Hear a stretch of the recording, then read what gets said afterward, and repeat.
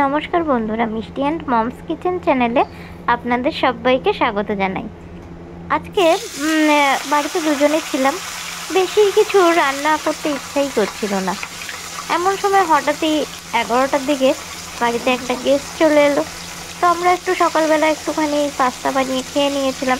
তো ভাবলাম যে দুপুরবেলা মা মেয়ে আছি, তো যাই হোক কিছু একটুখানি ডিম টিম অমলেট করে ডাল ডাল করে খেয়ে নিলেই হয়ে যাবে। তো এরই মধ্যে আবার একজন গেস্ট চলে এলো। তো তাকে তো এইভাবে ডাল আলু সেদ্ধ দিয়ে ভাত দেওয়া যায় না। এদিকে ফ্রিজেও তেমন কিছু ছিল না, বাবা একটু বেরিয়েছিল। তো ফেরার সময় প্রচুর মাছটা জানার কথা ছিল, তার জন্য আর মাছ কেনা হয়নি। এবার ফ্রিজে বেঁচে গেছিলো আগের দিনের মাছের হাফ পিস মাথা। তো সেটা দিয়েই আইডিয়া করে বানিয়ে নেওয়া হলো দারুণ একটা রেসিপি। এবং ডাল ভাজার সাথে এই মাছের মাথার যে ঘন্টটা বানিয়ে দেওয়া হলো, এটা কিন্তু আমাদের যে বাড়িতে গেস্ট এসেছিলো তারও কিন্তু খুব ভালো লেগেছে। আর বুঝতেই পারেনি যে এরকম হাফ পিস মাছের মাথা দিয়ে এত দারুণ একটা রেসিপি তাকে আমরা বানিয়ে দিয়েছি। তো চলুন, এরকম একটা সমস্যার সম্মুখীন হলে আপনারাও বাড়িতে কিন্তু এরকম অল্প একটুখানি মাছের মাথা থাকলে অতিথি আপ্যায়নে চটজলদি বানিয়ে নিতেই পারেন। তেমনই একটা রেসিপি আপনাদের সাথে কিন্তু আজকে আমি শেয়ার করতে চলেছি। তো আমি বাড়িতে ডাল, বেগুন ভাজা আর এই ঘন্টটার সাথে একটুখানি পাঁপড় ভাজা দিয়ে দিয়েছিলাম, আর ফ্রিজে 2 পিস মিষ্টি ছিল। তো অতিথি আপ্যায়ন কিন্তু আমার ফাটাফাটি হয়েছে। আর রেসিপিটা আপনারা জেনে রাখুন, তাহলে এরকম একটা সমস্যার মধ্যে পড়লে আপনারাও কীভাবে সেটা সমাধান করতে পারবেন বা সুন্দরভাবে অতিথি আপ্যায়নটাও করতে পারবেন। তার জন্যই রেসিপিটা আপনাদের সাথে আজকে শেয়ার করছি। উপকরণের মধ্যে পুঁই শাক, আলু তো আর মাছের মাথা তো ভেজে রাখা আছে, আর পুঁই শাক আলু কেটে রাখা আছে, পেঁয়াজ কুচি, এখানে আছে গোটা জিরে, টমেটো কুচি, লবণ, হলুদ, গুঁড়ো মশলা, সর্ষের তেল, একটু চিনি, গোটা গরম মশলা, তেজপাতা, শুকনো লঙ্কা। আর এখানে গুঁড়ো মশলার মধ্যে আছে জিরে, ধনে আর গরম মশলা গুঁড়ো। তো চলুন এবার রেসিপিটা আপনাদের সাথে শেয়ার করে দিই। তো এবারে কড়াইতে তেল দিয়ে দিয়েছি, তেলের মধ্যে কেটে রাখা আলুগুলোকে দিয়ে দেওয়া হচ্ছে। তো আলুগুলোকে দিয়ে একটু ফ্রাই করে নিতে হবে। ডুমো ডুমো করে কেটে রাখা আলুগুলোকে দিয়ে একটু হালকা হাতে নাড়াচাড়া করে নেওয়ার পরে দিয়ে দেওয়া হলো একটুখানি হলুদ গুঁড়োটা দিয়েও খুব ভালো করে একটুখানি নাড়াচাড়া করে নেওয়া হয়েছে। এবারে অ্যাড করে দেওয়া হচ্ছে কেটে রাখা পুঁই শাকটা দিয়েও, আর সামান্য একটু লবণ দিয়ে দিয়েছিলাম, দিয়ে এটাকে কিন্তু ঢাকা দিয়ে মিনিট 5-7 সময় ধরে ভালো করে ফ্রাই করে নেওয়া হয়েছে। তো লবণ হলুদ দিয়ে আলুটা কিন্তু অনেকটাই ভাজা হয়ে গিয়েছে। তো এবারে এটাকে একটা প্লেটে তুলে নেওয়া হবে। আর ক্যামেরাটা মাঝখানে একটু অফ থাকার কারণে আমি লবণ দেওয়াটা দেখাতে পারিনি, তো সেই জন্য আপনাদেরকে বলে দিলাম। তো এখানে এবার আলু আর পুঁই শাকের ডাঁটা কুসুমগুলো সমস্ত কিছুকে কিন্তু একটা প্লেটে তুলে নেওয়া হয়েছে। আর তেলের মধ্যে গোটা গরম মশলা, শুকনো লঙ্কা, তেজপাতা ফোড়ন দিয়ে গোটা জিরে দেওয়ার পরে পেঁয়াজ কুচি দিয়ে দিয়েছি। তারপরে আদা রসুনের পেস্ট দিয়ে ভালো করে নাড়াচাড়া করে কষিয়ে নিয়ে কাঁচা গন্ধ চলে গেলে দিয়ে দেওয়া হয়েছে টমেটো কুচি। তারপরে অল্প অল্প জল দিয়ে মশলাটাকে খুব ভালো করে কষিয়ে নেওয়া হয়েছে।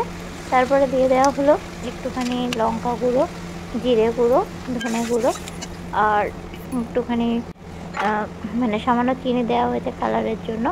এবার দিয়ে দিচ্ছি স্বাদ অনুযায়ী লবণ। তো সমস্ত কিছু দিয়ে মশলাটাকে খুব ভালো করে কষিয়ে নিতে হবে। আর দিয়ে দিলাম সামান্য একটুখানি হলুদ।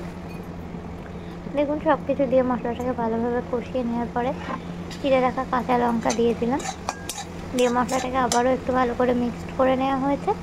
এবারে যে মাছের মাথাটাকে ভেজে রেখেছিলাম ওটাকে একটুখানি ভেঙে মশলার মধ্যে দিয়ে দেওয়া হচ্ছে।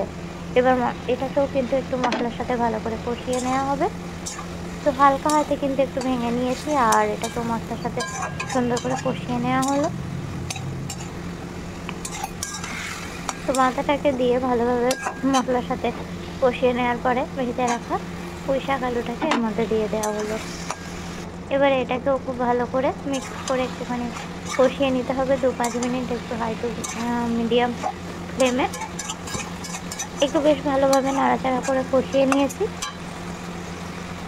এবারে এটাকে আমি একটুখানি ঢাকা দিয়ে রাখবো 3-4 মিনিটের জন্য লো ফ্লেমে। মিনিট 3-4 পরে আমি আবারও ফেরত এসেছি। আর দেখুন এটা বেশ সুন্দর কিন্তু কষানো হয়ে গিয়েছে। আর দুর্ভাগ্যবশত কারেন্টটাও অফ হয়ে গিয়েছে। তো যাই হোক, আপনাদেরকে টর্চ জ্বালিয়ে বাকি রান্নাটা শেয়ার করতে হবে। আর লাকিলি যদি কারেন্টটা চলে আসে তাহলে তো খুব ভালোই হয়। আর এবারে দেখুন এটাকে কিন্তু খুব ভালো করে কষিয়ে নেওয়া হচ্ছে। তো সুন্দর করে কষিয়ে নিয়েছি, একদম পারফেক্ট কষানো হয়ে গেলে সামান্য একটু জল দিয়ে দিলাম। এটা যেহেতু খুব বেশি ঝোল ঝোল হবে না, তো ওই জন্য অল্প জলই অ্যাড করা হলো। তো এবার এটাকে আমি আবারও ভালোভাবে সব কিছুকে মিক্সড করে নিলাম। আর এটা কিন্তু খেতে খুব সুন্দর হয়, গরম গরম ভাতের সাথে খুবই ভালো লাগে। আর হ্যাঁ, হচ্ছে রেসিপিটা অবশ্যই কমেন্ট করে জানাবেন আপনাদের কেমন লাগলো। এটা কিন্তু আমি আবারও 5 মিনিটের জন্য লো ফ্লেমে ঢাকা দিয়ে রেখেছিলাম। হ্যাঁ, এবার মানে তরকারিটা প্রায় হয়ে যাওয়ার মতন হয়ে এসেছে। তার জন্য ঢাকাটা খুলে আমি একটুখানি গরম মসলা আর চিনি দিয়ে দিলাম। এটা স্বাদ অনুযায়ী চিনিটা দেয়া হলো। আপনারা যদি না চান তাহলে এটা অবশ্যই স্কিপ করতে পারেন, এটা অপশনাল। যারা চিনি খেতে পছন্দ করেন না তারা এটা অবশ্যই স্কিপ করতে পারেন। আর এটাকে আমি ভালোভাবে মিক্সড করে নিয়েছি। নিয়ে আমি আরেকটুখানি কুক করে নেব। তবে তরকারিটা আমার একদমই শেষের পথে। আবারও আমি মিনিট খানেকের জন্য ঢাকা দিয়ে রেখেছিলাম। এবারে আমি গ্যাসটাকে অফ করে দেবো এবং সার্ভিং ডিশে সার্ভ করে দেবো। আর এই রেসিপিটা যদি আপনাদের ভালো লেগে থাকে তাহলে অবশ্যই লাইক, কমেন্ট, শেয়ার করতে ভুলবেন না। আর আমার চ্যানেলের নতুন বন্ধু হলে চ্যানেলটিকে সাবস্ক্রাইব করে পাশে থাকার অনুরোধ রইল। আর হ্যাঁ, সাথে সাথে আপনারা বেল নোটিফিকেশানটিকে ক্লিক করে নেবেন, তাহলে আমার শেয়ার করা সমস্ত নতুন রেসিপির আপডেট সবার আগে পৌঁছে যাবে আপনার মোবাইলে। তো ভালো থাকবেন। আর আজকের রেসিপিটা এখানেই শেষ করছি। আর এই রেসিপিটা আপনারা অবশ্যই বাড়িতে বানিয়ে টেস্ট করে জানাবেন। এভাবে বানিয়ে পুঁই শাক আলুর মানে মাছের মাথা দিয়ে ঘন্ট বলুন বা চচ্চড়ি বলুন, এটা কেমন লাগলো। আর এই আইডিয়াটা কিন্তু মন্দ না, তাই না বলুন? আজকে যেভাবে আমি অতিথিদের একটা মাছের মাথা দিয়ে অতিথি আপ্যায়ন করে ফেললাম, এটা কিন্তু চাইলে আপনারাও বানিয়ে তাক লাগিয়ে দিতে পারেন সকলকে। তো আজকের রেসিপিটা এই পর্যন্তই। আরও ভালো ভালো রেসিপি নিয়ে ফেরত আসবো আগামী পর্বে। আবার দেখা হবে। আর আপনাদের যদি কোনো রেসিপি আমার কাছ থেকে পেতে ইচ্ছা থাকে তাহলে কমেন্ট করে জানাবেন, আমি অবশ্যই সেটা আপনাদের সাথে শেয়ার করার চেষ্টা করব। তো ভালো থাকবেন, সুস্থ থাকবেন। গুড বাই সকলকে। Tata, bye bye.